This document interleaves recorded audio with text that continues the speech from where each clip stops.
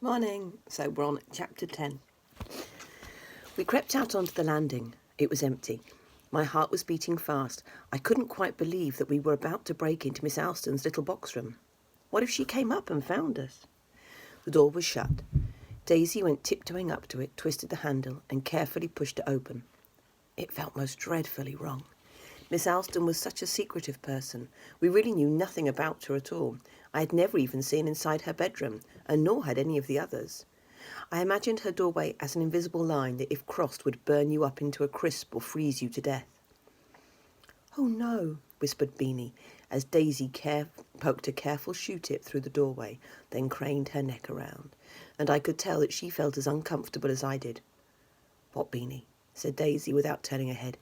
"I don't think this is legal," whispered Beanie nervously. "Of course it's not legal, Beanie, but we're detecting, so that makes things all right." "I don't want to go in." Beanie's face crumpled. "All right then, stay out here. No one's making you.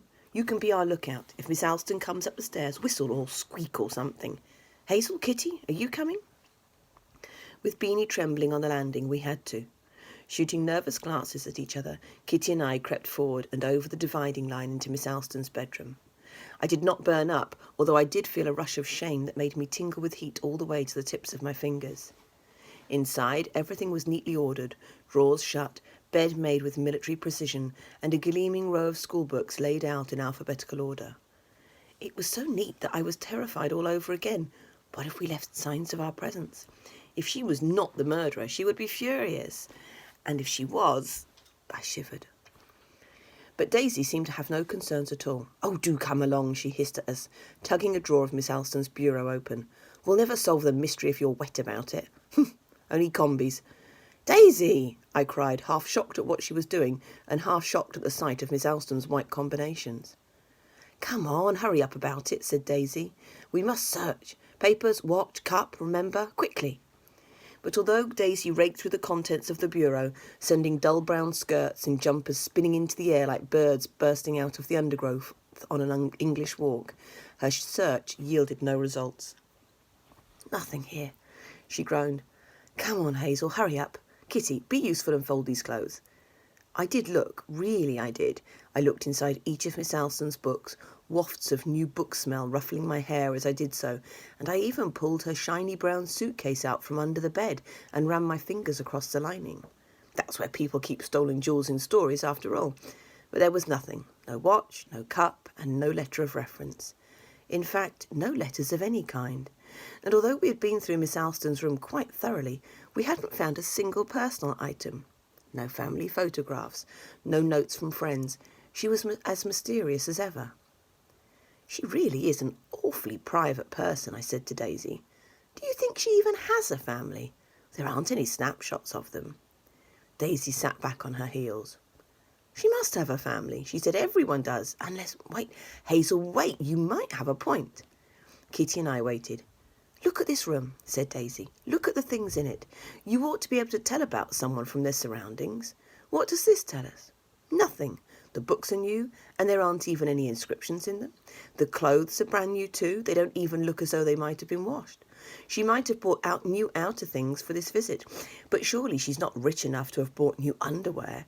And yet it's all new. Even her case is new. Just look at it. No customs labels, no scratches on the leather. What's wrong is that nothing's wrong. It's all too perfect. These aren't possessions, they're props." "What does that mean?" I asked. I realised that Daisy was quite right. This whole room was a gap where a personality ought to be. Miss Alston was not a real person at all.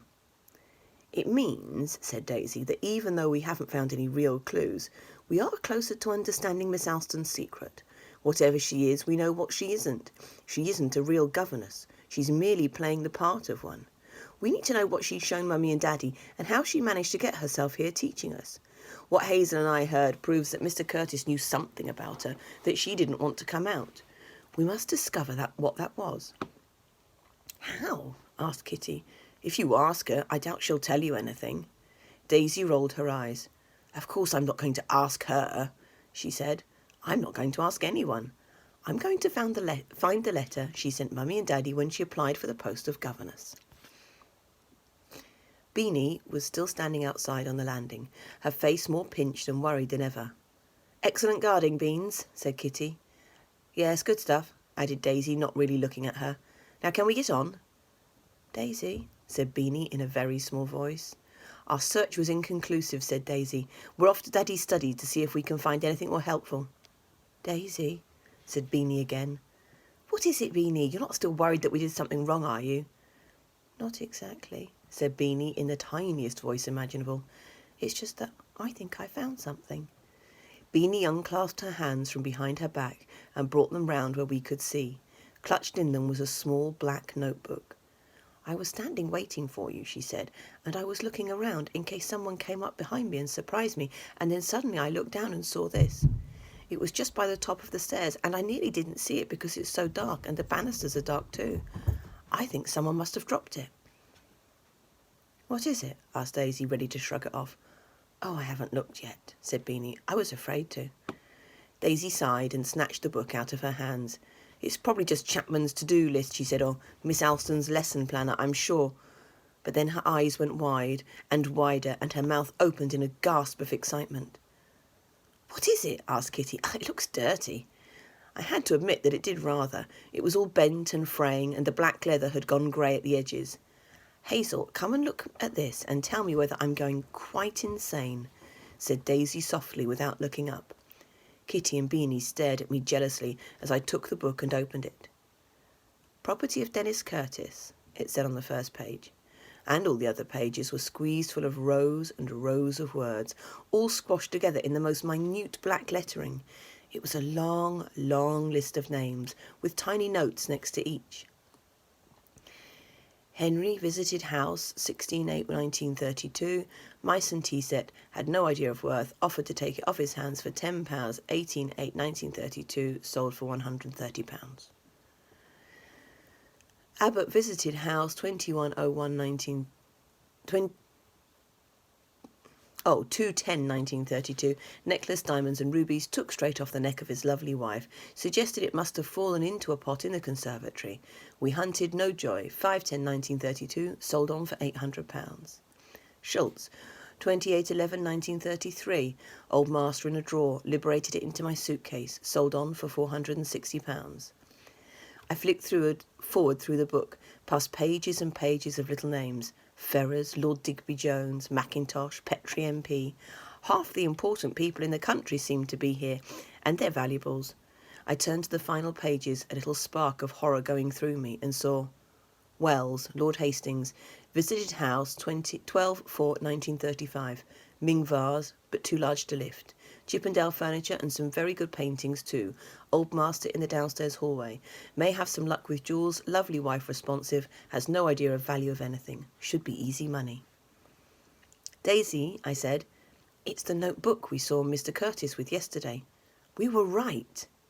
"Ha!" cried Daisy. "Yes, we said it all along. Mr. Curtis was a criminal, and now we have proof." "But," Kitty started. "There's no doubt, Kitty. You look at this book and tell me that it's not a list of all Mr. Curtis's dastardly thieving. Tell me." She thrust it in Kitty's face, and Kitty flicked through it, frowning. "Well," she said, well, all right it is." Beanie gasped. "But why would he put his name on it?" she asked. "If I'd done bad things, I wouldn't write it down in a book at all," said Kitty. "I'd write it in code," I said. "Well, I know you would," said Daisy to me. "That's because you're clever. Mr. Curtis was stupid and vain, and so it absolutely fits that he'd do something so smug." "Are you going to show anyone?" asked Beanie. Daisy paused. "No," she said. "I think I'll wait until we have more evidence, until we can announce who the murderer is as well." Daisy had told Uncle Felix about her suspicions so eagerly a few days before. Everything had changed since then. We could no longer be sure that he was on our side. We could not even be sure that he was not the guilty person. Daisy flicked through the little notebook again, and she scowled. "Bother," she said. "It's all in date order rather than alphabetical, and it's written so small. How are we ever to know if any of our suspects are in here? Hazel, you'll have to read it." Just then we heard loud voices below us. They came from somewhere deep down in the house, and they sounded very cross indeed. Reading the notebook would have to wait. Daisy and I glanced at each other, and then Daisy motioned us all downstairs. Chapter 12. We crept down the front stairs together. I felt most dreadfully nervous, and as always when we go on detective missions, quite sure that anyone who saw us would know that we were up to what we were up to at once. The notebook felt very hot and guilty in the pocket of my skirt, but as usual, I need not have worried. When we reached the hall, we found everyone much too busy to bother wondering about us. Lady Hastings, Aunt Saskia and Uncle Felix were standing there, and they were all shouting at each other. "I tell you, Margaret, I have everything under control," said Uncle Felix. His cheeks were flushed, and his monocle was dangling down from his jacket pocket, swinging with every gesture he made. "Mr. Curtis's room and the dining room are locked. Dr. Cooper has taken samples, and he will send them to London as soon as the roads open again. Even if they could get here, which they certainly cannot with the flood so high, there is simply nothing else the police could do." "They could interview us," said Lady Hastings. "They could believe me. I still don't think you do, Felix." "You mustn't call the police, Margaret," said Aunt Saskia urgently. She was squeezing her fingers in her fur stole, and bits of her hair were escaping from their pins down about her shoulders. She was only wearing one earring, and the stole glared at me with its beady little button eyes. "I mean to say, it's not nice. People like us don't call the police. We can sort this out on our own, can't we?" "Doesn't she look a fright?" Kitty murmured in my ear. "Good Lord, this is maddening," said Lady Hastings. "What is wrong with you all? Anyone would think you weren't sorry that Mr. Curtis was dead. Well, I'm calling the police this minute, and there's not a thing any of you can say to stop me." She pounced on the telephone. "The line will still be down from last night," said Uncle Felix, but it wasn't. I saw a flicker of annoyance chase across his face. "Operator," cried Lady Hastings, "I want the Deep Team police, immediately." Aunt Saskia pulled her fur stole around her. Uncle Felix paced, fists clenched in his pockets. We four glanced at each other. I could tell that Kitty especially was adoring the scene. "Hello?" said Lady Hastings. "Hello? This is Lady Hastings, and I want to report a murder." "Hello? What? No, I'm not making it up. Don't be ridiculous. Of course I am. I am Lady Hastings of Fallingford House, and one of my house guests has been murdered." "This is just like the pictures," whispered Kitty in excitement. "I say, will you pass me to Inspector Priestley? I know him. Listen to me. One of my guests has been murdered, and if you do not pass this telephone to your inspector immediately, I shall have you fired. Hello? I say hello? Oh, Inspector Priestley, there you are. Yes, this is she. Yes, really murdered. Yes, Fallingford House. How? Poison. Yesterday. It was simply awful. You must come at once. Yes, we're fearfully flooded. What, don't you have boats? Well, come as soon as you can then. I tell you, a man has been poisoned. Goodbye." She slammed down the receiver and turned to look at us all. "There," she said. "That's done. Now, if you'll excuse me, I need to be by myself in the library." "I'm leaving," said Aunt Saskia, "at once. I can't bear—" "As you know perfectly well, we are all trapped here," said Uncle Felix. Aunt Saskia made a gasping, choking noise and fled past us up the stairs, shedding a scarf and a jangling bracelet as she went.